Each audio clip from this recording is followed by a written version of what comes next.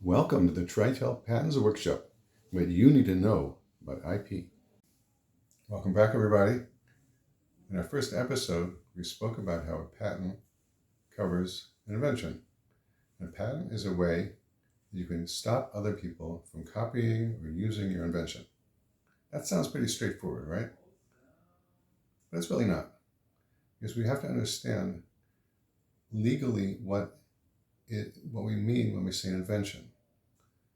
Without understanding that, we're not going to be able to understand what a patent can cover.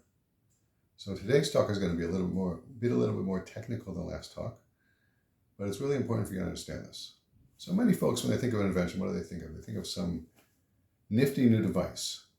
For example, a machine that feeds your dog at the same time that it mops your floor. Like the device in this picture. Thank you, ChatGTP, for the cute picture. Okay, I guess this is an invention. It's pretty cool, but personally I wouldn't spend a lot of money on it. But that's kind of to think of an invention as just being a gadget is really not legally precise. It's not going to help us understand what a patent can cover. So the answer to that question is summarized in the first slide. And this slide is taken straight from the law books. The following categories can be patentable subject matter: a product, a machine, an item of manufacture, composition, or a process or method. And we're going to take some examples from each of these categories to give you a flavor for what can be patentable. So let's start with the first three categories: a product, a machine, and an item of manufacture. A wide variety of things that can fall under these categories. For example, a improved solar panel, a medical imaging apparatus, a computer processor, or a laser that can be used for engraving, etc., etc. Use your imagination. What about a composition? So a composition could be also a number of things. For example, a new drug formulation, a unique metal alloy, an enzyme, for those of you like me that like biochemistry, or an engineered organic compound, and so on and so on. A wide variety of compositions that can fall under this category. Let's look at the last two categories: a process or a method.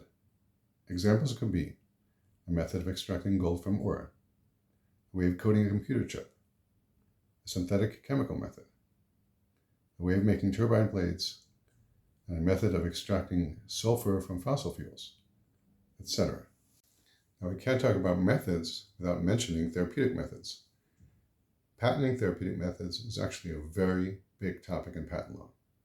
We're just going to scratch the surface today by saying that in the United States, it's possible to patent a therapeutic method. In the rest of the world, there are other ways to protect these things. And again, we can't get into this. Today's a very brief talk. But these things are patentable in the United States. By the way, when we talk about therapeutic methods, we're also talking about a new use of an old compound. For example, those of you who know a little bit about the history of medicine know that aspirin was originally marketed for treating pain and inflammation. And many years after aspirin was on the market, it was discovered that smaller doses of aspirin, when taken daily, can be used to prevent heart attacks. So that's a classic example of something which is a new use of an old compound, and it is patentable. Okay, so from what I've said so far, you might get the impression that everything under the sun is patentable. And I'm here to tell you, no, it is absolutely not true. There are many things that are not patentable. We all want to understand categories of things that are not patentable. Let's think about the difference between an invention and a discovery. Anybody know that? I'm sure you do. An invention is something which requires human intervention in order to happen. A discovery is something that you find in nature without any human intervention required. Examples of discoveries are, for example, the discovery of electricity by Ben Franklin back in the day. By the way, that was long before I was born. I'm not as old as some of you young people might think I am. A principle of thermodynamics, of physics, a species of bacteria that's found in nature, or a gene that's found in nature. These are all discoveries, and they cannot be patented per se. What do I mean when I say that these discoveries can't be patentable per se? What I mean is that if you take a specific application of the discovery, artificial application that is patentable.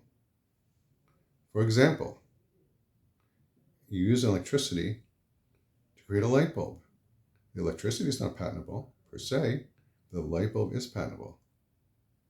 Or you take a principle of physics like E equals mc squared and you use it for a new design of a fusion reactor. That's something, again, which is patentable. It's an application of the law of nature.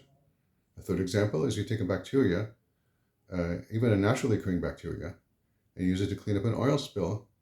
So you're doing something with the bacteria that requires human intervention. That's something that could be patentable. Another way that discoveries can be patentable is if you modify products of nature so that they're different than how they were found in nature. For example, you genetically engineer a bacterium, so it's different than how it's found in nature. The engineered bacterium can be patentable. Another example is if you artificially mutate a gene to make it different from how it was in nature, the mutated gene will be patentable. Or if you take water and you enrich it in isotopes, what's known as heavy water, that's something which, if it's new, it could be patentable. I hope I haven't thoroughly confused you, but there's one way to find out. That's right, it's time for a quiz question of the day. Are you ready? Which of the following correctly describes what a patent can cover? Number 1, any physical item or process. Number 2, only non-naturally occurring products and processes. Number 3, only mechanical devices and pharmaceuticals. And number 4, anything not previously patented. Go ahead and pause the video until you know the answer. And the correct answer is number 2. Number 1 is incorrect because, as we've discussed, there are limits to things that can be patented. Number 3 is incorrect because, as we've discussed, there's a wide variety of things that can be patented. Number 4 is incorrect for reasons we haven't described yet, but when we get to novelty, we'll talk about why that's not correct. And that leaves number 2 as the correct answer. As we've spoken about, products and processes are patentable as long as they're not naturally occurring. Thanks for attending. Last thing that I like to say, which is very important, is that nothing in any of these episodes should be taken as legal advice.